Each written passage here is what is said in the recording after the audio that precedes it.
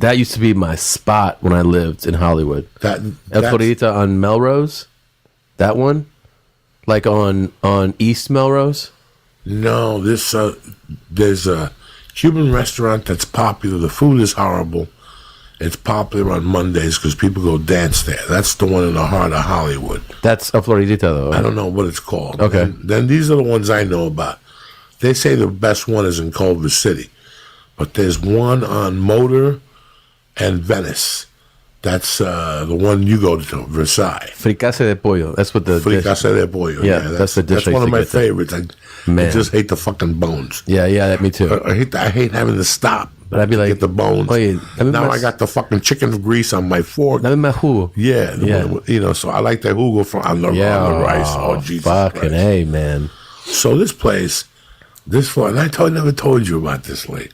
La Florida, El Cochinito was a spot I discovered my second month in town. Cochinito. Okay, I'm sitting there with my niece, Felicia Michaels, my wife, my niece's boyfriend. Yeah. We're drinking sangria, we're sitting there, and you ever go into you ever watch a movie and the guy goes into like a thought? Yeah. And I go, how did I end up El Cochinito? I went to an audition. I saw Rudy Moreno at the audition. It was for one of those big TV dramas. Yeah. It's got to be March of 97. I'm in a borrowed car. Like, I had no money.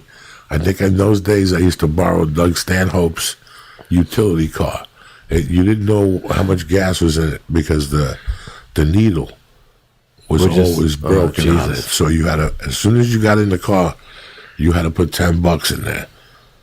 And so that's what you did. I went to this fucking audition, went on the 5, these directions I don't know about.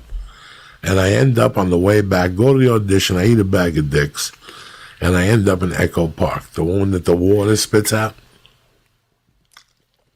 But as I'm driving, I notice police helicopters are all around me. Right? Yeah. And I keep driving. Like, I don't know what the fuck's going on. But what was going on was the side I was driving on, and I don't know whether I was going north or south, people please, or west or north. I was going this way. Over here, there was a police pursuit. Have you been to Echo Park? Not in a while, but yeah. Echo Park has a 2-block Cuban neighborhood that you can go get Cuban pastries at this time. Do I know about this? I don't know dick. All I know is that I hear, stop, police. So I pull my car over and I hear, boom.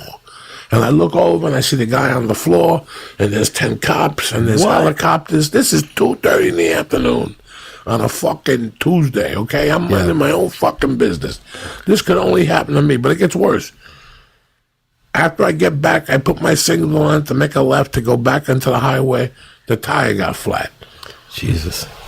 I got no ATM. I got no money. I got a driver's license from Colorado, maybe fucking $4. I drive around the corner with the flat. I park. I call the only person I know, Marilyn Martinez. God rest her soul. She sends her husband over. He goes, don't worry about nothing. I got you. We went up to, if you go Echo Park, if you go up, if you go east, every other store is a Mexican tire place. Right. Right? That you go in there, whatever you need, they got a tire. $20. You know what I mean? And then you can Jew them down. Give me 10. Ocho, no te doy 9, güey. Yeah. So he got me a tire for like $8, slaps it on. Jesus Christ. Right? Gets me a tire. They slap it on for you for $8. Oh, no. I'm healed. But on the way back, Marilyn's husband, God rest his soul, says to me, have you ever met my brother-in-law, the Cuban guy? And I go, no. And he goes, he wants to meet you, man. He just got out of prison. And he says he knows people you know and all this shit. And I go, all right, let's go. He goes, are these two, by the way, they're both passed? Marilyn and the husband both passed. Marilyn died of cancer. Or anything like Marilyn Martinez was a comic. Okay. Then the husband. Damn. So now we end up at El Cochinito. To meet the guy. To meet the dude. Yeah. And I got $4 on me. And I don't order. I just got like a soda. And the guy's like, eat, I'll buy you lunch. And we start talking. And it was just a great conversation about being Cuban. Yeah. And it always ends with, if you ever need anything, contact me. You know? And I'm like, what do you mean by anything? And he goes, I got the best Coke in town.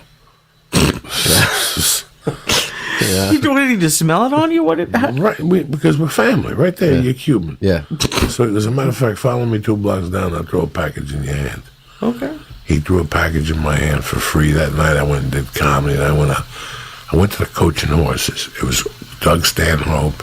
I mean, this all happened in one day, and I'm sitting at the table going, my life was crazy back then. It was me, Doug Stanhope, David Fulton, who's a comic friend of ours from Seattle from 95. Lives in England now. Josh Wolf, his brothers. We would go to the store and then go to Coaching Horses. That night I had to cancel. This Coke was so good I couldn't even talk. I remember I had to leave, and I was living in my car. And I had to go on Josh Wolf's block, park under a tree, and lay back with like 2 bottles of beer. And I sat there till 4 in the morning doing the little Coke I had, jerking off. And that was the end of that fucking day. Jesus Christ. That was a great day. And that's how you ended up at El Cochinito. And Yeah. food, I remember the first time. Sounds like a good Yelp review. That's a fantastic review. The first time I fucking went, it was like, I ended okay. up jerking off out of a window. Oh my God, it was fucking terrible. In a car, coked up to the 5 gills. stars. That fucking Coke was good. So did you hit him up again? Oh yeah, that night. That night? When that shit wore off, I made up some story. I gave somebody like a bump or 2, and they went crazy. And then you had, No, the cocaine was off limits. Like, this shit was just, it was. how much were you doing at your max of Coke? Like when you were really into This Coke? was probably 97, Yeah. and I was broke. But I could still get 20s from time to time. And at that time, I was doing 3-4 20s a week. Okay. Then I popped the Taco Bell commercial, and it was off. Oh, really? Yeah, it was one of the first one with the dog. And then you're like getting checks. Yeah, I was just going to the dude's house. But at that time, I always hunted away, just like weed, to get.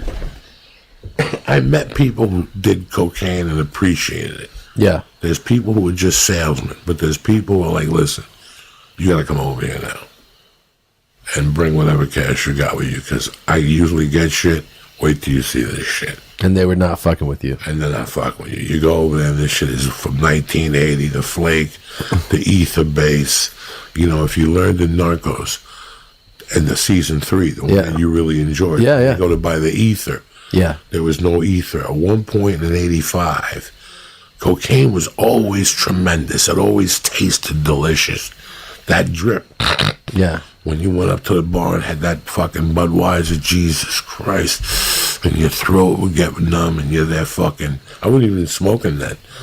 But there was a time by 86, 87, that cocaine started getting funky. Mm-hmm. Started smelling like turpentine and fucking shoe polish. And it was so good, but the next day you kind of had a headache from whatever the fuck you were snorting the night before. Gasoline. Because they couldn't get enough ether in. Because there was like a cutoff, right? Some supplier. They couldn't get enough in. Like at that point, they were making so much cocaine. God damn. That they couldn't get enough ether. You romanticize it to the point where I want to try. I'm going in like fucking Marines. You understand me? Welcome to church, motherfucker.